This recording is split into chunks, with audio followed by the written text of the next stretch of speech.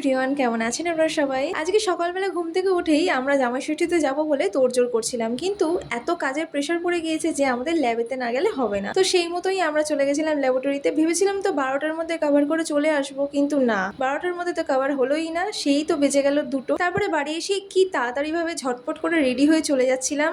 আর আমাদের বাড়ি এখান থেকে 15 মিনিটের রাস্তা। জামাইষষ্ঠীর লুকটা নিয়ে আমি ভেবেছিলাম একটা গেট রেডি উইথ মি করবো, কিন্তু সেসব কপাল তো আর আমার হলোই না। একটা ফটো ঠিক করে তুলতে পারিনি, মানে ঠিক করে কি, একটা ফটো এই লুকে আমি তুলিনি, শুধুমাত্র ভিডিও করেছি বাড়িতেই। আর বাপের বাড়িতে গিয়েও, এখানে গিয়ে দেখছি তো মা তো অনেক রকমের আয়োজন করে নিয়েছে। আর শনি মঙ্গলবারে বাটা নেই বলে মা এবছরে বাটা দিইনি, এবছর এমনি ওই ফল মিষ্টি ধরে দিয়েছিল। এইবারের জামাই ষষ্ঠীটা ঠিক জামাই ষষ্ঠীর মতন হয়নি। এর পরের বছর থেকে ইচ্ছা আছে যে আরো সুন্দর করে করার আর আপনাদের সাথে ভালো করে প্রেজেন্ট করার। আর এইখানে এখন গিফট দেওয়া নেওয়ার পর্ব চলছে। এমনিতেই যেতে যেতে 2:30 বেজে গিয়েছে, আর এইসব করতে করতে আমাদের তো 3:30 বেজে গিয়েছে। তারপরে তো মা বিরাট বকাবকি করছিল যে তাড়াতাড়ি করে খাওয়া দাওয়া করে নেয়, যেহেতু অনেক বেলা হয়ে গিয়েছিল। আর এরপরে খেলে আর খাওয়াটা দুপুরের খাওয়া হয় না, তো তাই জন্য আমরা সবাই মিলে খেতে বসে পড়েছিলাম। আর মা করেছিল ফ্রাইড রাইস, আলুর দম, মাংস, বেগুনি আর চাটনি, পাঁপড়, মিষ্টি, এগুলোই। মা যেহেতু একা হাতে পুরোটা অ্যারেঞ্জ করেছিল, ওই জন্য মাকে বলেছিলাম মা বেশি কিছু রান্না করতে হবে না। তো তারপরেই চেঞ্জ করে নিয়ে আমি, বিশ্বজিৎ আর বাবার মিলে চলে যাচ্ছিলাম একটু আইসক্রিম আনতে। সবারই একটু আইসক্রিমের ক্রেভিং হচ্ছিল,